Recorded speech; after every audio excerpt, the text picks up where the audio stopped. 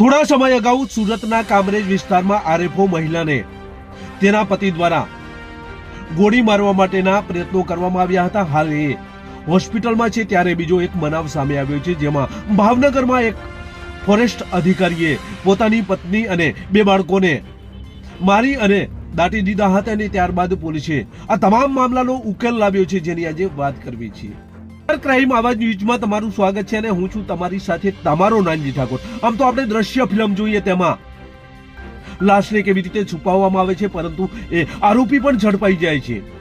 આવી જ રીતે ગુજરાતમાં પણ આવી ઘટનાઓ ઘટી રહી છે. ગુજરાતમાં આપણે અનેક એવી ઘટનાઓ જોતા આવ્યા છીએ કે જેમાં લાશને છુપાવવામાં આવે, પરંતુ પોલીસ આ તમામ ભેદ ઉકેલી નાખે છે. થોડા સમય અગાઉ સુરતના કામરેજ વિસ્તારમાં એક આરએફઓ અધિકારી પોતાની ગાડી લઈને તેના બાળક સાથે જઈ રહી હતી અને તેનો અકસ્માત થયો હોય તેવું પોલીસને જાણ કરવામાં આવે છે. પોલીસ ઘટના સ્થળે દોડી આવે છે. ત્યારે એ આરએફઓને હોસ્પિટલમાં દાખલ કરવામાં આવે છે. ત્યારબાદ ખબર પડે છે કે ગોળી મારવામાં આવી હતી અને ત્યારબાદ અકસ્માત થયો છે. એ ભેદ ઉકેલવામાં આવ્યો હતો અને તેમાં પણ તેના પતિનું જ નામ બહાર આવ્યું હતું. ત્યારે હવે એક ભાવનગરની પણ આવી જ ઘટના સામે આવી છે.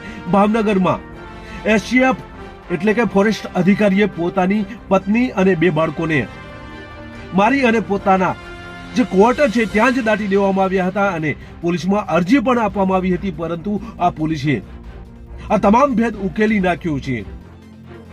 5 તારીખે એને મર્ડર કર્યું, પછી સવારે જે છે એને બોડી નાખી દીધી ખાડામાં. પછી એને એના કોઈ નોકરી મુજબ જે છે હતું કે એને કંઈ ફિલ્ડ વિઝિટ કરવી હતી કે બધું કર્યું. 6 તારીખે સવારે જે છે એને અહીંયા બોડી જે હતી એના ઉપર એ બધું માટી પુરાવીને અને બધું એ બધું એને પ્લેન કરી લીધું હતું. પછી જે છે 2-3 દિવસ એને પછી એના પરિવારજનોને કીધું કે આ લોકો મિસિંગ છે. પછી 7 તારીખે પોલીસને જાણ કરી અને પછી જે છે થોડા દિવસો અહીંયા હતા. પછી એ છેલ્લા 4-5 દિવસથી સુરત હતા. અને એક વસ્તુ છે કે એ 5 તારીખે રાત્રિ એટલે 5-6 ની નાઇટ જે છે એ અહીંયા એનો રોકાણ અહીંયા નથી હતું, એના ઘરે ભાવનગરમાં હતા. તેમ છતાં અહીંયા એનો રોકાણ નથી હતું અને એ કંઈ આજુબાજુમાં ફરતા હતા. તો એને ક્યારે પણ જે મર્ડર પછી ઘરમાં રાત્રિ રોકાણ થયું એવું નથી. ડીએમ રિપોર્ટ આવશે, તે વિસરે પણ લીધું છે. એની બધી એફએસએલ એનાલિસિસ કરશે. એ જેટલું ઝડપ થાય એટલું અમે ટ્રાય કરશું કે આવી જાય. નહીં, બિલકુલ અફસોસ નથી. નાટક કરે છે, બિલકુલ અફસોસ નથી. એને એમ કીધું, એને કીધું કે એનો પરિવાર મિસિંગ છે અને પરિવાર મિસિંગ છે અહીંયા 5 તારીખની સવારથી. તો અગર પરિવાર એના વાઈફ અને એના દીકરા દીકરી નીકળે ગેટના બહારથી તો કંઈ ના કંઈ સીસીટીવીમાં આવશે. બટ અમારી ટીમ જે છે પહેલા એનાલિસિસ કરી, કોઈ પણ ટીવીમાં સીસીટીવીમાં આવ્યું નથી.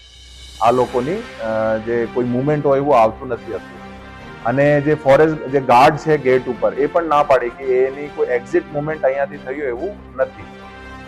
તો એ બધું એક ફક્ત એન્ડ ફક્ત જે છે પ્લાનિંગ સાથે પોલીસને ગેરમાર્ગે કેવી રીતે દોરી શકાય એના માટે એક મેસેજની એક માહિતી આપી દીધી અને આ લોકો મિસિંગ છે બધું નાટક કરતા હતા.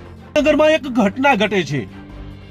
4 નવેમ્બરના રોજ ભાવનગર ખાતે ફરજ બજાવતા એસટીએફ અધિકારી એટલે કે ફોરેસ્ટ અધિકારી શૈલેષ ખાંભલા, જેમના પત્નીનું નામ છે નયનાબેન, દીકરાનું નામ છે પૃથ અને દીકરીનું નામ છે ભવ્યા, આ તમામ સાથે હેડક્વાર્ટરમાં રહેતા હોય છે. પરંતુ 4 નવેમ્બરના રોજ સુરત ખાતે નયનાબેન પોતાના 2 બાળકો સાથે લઈને નીકળ્યા છે અને ત્યારબાદ ગુમ થયા છે એવી ફરિયાદ આ શૈલેષ ખાંભલા આપે છે.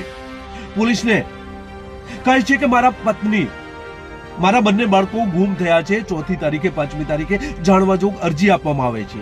પોલીસ તપાસ કરે છે. પોલીસ સુરત પણ તપાસ કરે છે અને ત્યારબાદ પોલીસને આ બાબતે તપાસ કરતા કાંઈ મળી આવતું નથી. પરંતુ આ એસટીએફ ફોરેસ્ટ અધિકારી સામે શંકા જાય છે અને 16મી તારીખે આ ફોરેસ્ટ અધિકારીએ એક ખાડો ખોદાવેલ હોય તેની વિગતો મળતાની સાથે જ ત્યાં પોલીસ અને તંત્રનો કાફલો ત્યાં ફોરેસ્ટ અધિકારી એસટીએફે પોતાની પત્ની નયના, પૃથ અને ભવ્યાને કેમ મારી નાખવામાં આવ્યા તે વિશે હવે પૂછપરછ કરી રહી છે. પરંતુ ભાવનગરમાં શૈલેષ ખાંભલા પોતાની પત્ની બંને બાળકો ગુમ થયાની ફરિયાદ આપે છે, પરંતુ આ કોયડો પોલીસ ઉકેલી અને આ ફોરેસ્ટ અધિકારીની ધરપકડ કરી છે. બસ એ જ. જો તમે અમારી ચેનલમાં નવા છો અને આવા જ લેટેસ્ટ ન્યૂઝ જોવા માંગો છો તો અમારી ચેનલને અત્યારે સબસ્ક્રાઇબ કરો, જેથી આવનાર લેટેસ્ટ ન્યૂઝ તમારા સુધી પહોંચી શકે. નમસ્કાર.